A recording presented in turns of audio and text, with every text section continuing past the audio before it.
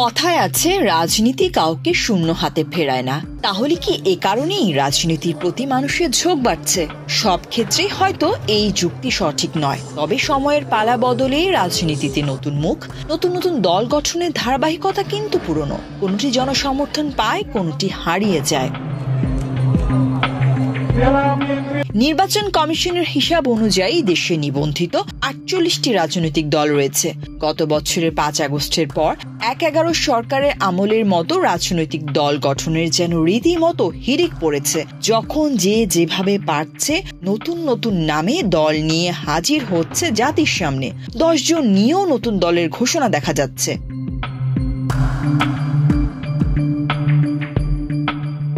অনেকে আবার মনে করেন 5 আগস্ট হাসিনার পতনের পর দেশের রাজনৈতিক উর্বরতা চলছে, এ কারণেই নতুন দল খোলার হিড়িক পড়েছে। অনেকে হয়তো মুক্ত রাজনৈতিক পরিবেশের সুযোগের অপেক্ষায় ছিলেন। প্রশ্ন হলো, এই দলগুলোর ভবিষ্যৎ জনসমর্থন নিয়ে।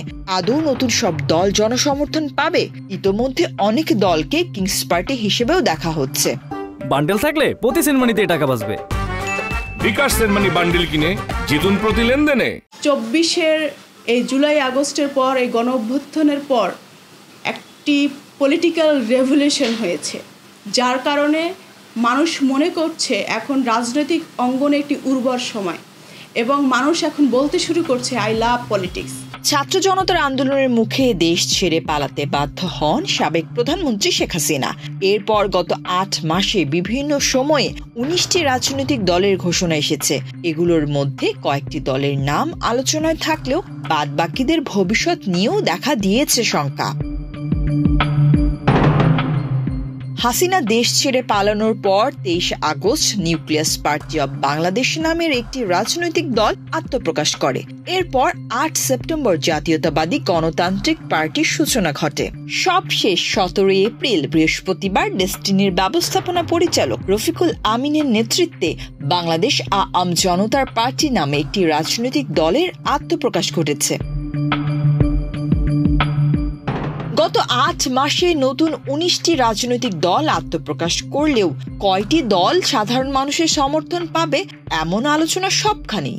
তবে এই সব নতুন দলের ভিড়ে 28 ফেব্রুয়ারি ছাত্রদের নেতৃত্বে নতুন রাজনৈতিক দল জাতীয় নাগরিক পার্টির আত্মপ্রকাশ ঘটেছে।